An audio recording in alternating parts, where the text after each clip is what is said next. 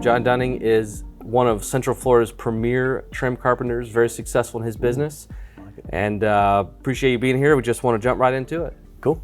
Pretty broad. How do you define success? The ability to have a business that runs on just word of mouth, to have business come in constantly, and building a network of people that I kind of describe as like a family tree that kind of grows, and it keeps growing by word of mouth. What point did you get into what you do, say from high school? Just working with my father-in-law and just construction as a whole, just doing everything. You know, we've all been there, just do everything. I kind of dialed that in over the years with a couple different jobs. I just got to learn how to hone my craft with just learning tools, and kind of transitioned into just doing trim and custom carpentry. Was there a specific point that you realized like you've made it to the level of like success? You've made it to a level that you felt accomplished, like? Probably when I got my van, which I do love so much. I paid cash for it. So it was right. Like, that was huge for me to be able to say, hey, I'm all in now. Like, I'm gonna get this dedicated vehicle. I'm gonna trim it out the way I need it to work exactly how I need it to function on the daily basis. Yeah. People see it and they know you're organized. They love it. Is there something that you would tell somebody stop doing if you're trying to grow in this business? Stop doing if you want to succeed. Underbidding themselves.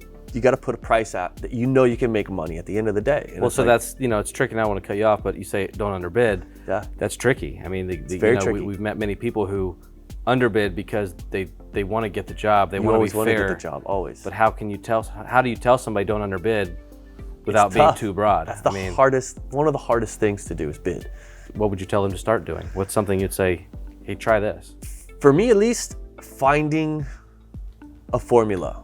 If I do wainscoting at this price and I didn't make as much as I think, you can take that square footage price and you can just pump it up a little bit. That way, same thing with linear footage. Like, baseboards seems easy because everybody runs baseboards. But if I can't do the baseboards the way that I want them to look, with crisp, clean lines, everything closed up, everything's beautiful, and make money out of footage, then I know I can add 15 cents, 20 cents, 25 cents to that price and make sure I can make money doing that. Yeah. So I would say find a formula. You ever got so frustrated or been to a point where you said, I'm done with this, I want to work for somebody, tired of working for myself and figuring out my own problems and tired of the stress? Have you ever thought about getting a 9-to-5? Ooh, the 9-to-5. No, I don't know, just the chase. It's, there's something about it. The drive, the chase that you have, that drive. Yeah, it's always a rat race, Yeah. But that's part of the fun sometimes. You sound like you're in a good place, you love what you do. What's your big goal for your life? At the end goal, what's it look like for John Dunning? Oh man, a company that would run itself, something I could pass to my kids. Maybe, if they want to work in the business, or even if they don't want to work in the business, if I can pass them a company that runs itself and makes its own money.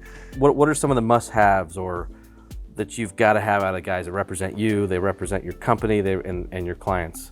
They gotta be presentable. Sure. They can't be cussing and fighting, and if they do smoke, they gotta be smoking in their vehicle. Like, I don't even. And no one does that. Yeah, nobody does that. It's tough. So it's like, I want a good presence, and I don't want them to look a carbon copy of me, but you're sending somebody, and that's where they live. They've got whatever they think their valuables are.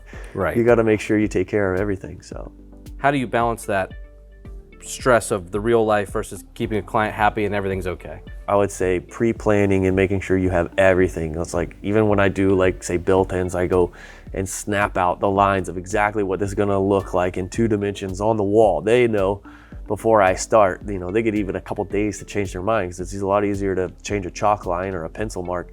I take that extra step. I feel like, I don't have the 3-dimensional computer programs or stuff like that, but when it's actually in your home, you can see what it's gonna look like. I think that helps out a lot. You're a pretty well-rounded guy, even outside of this.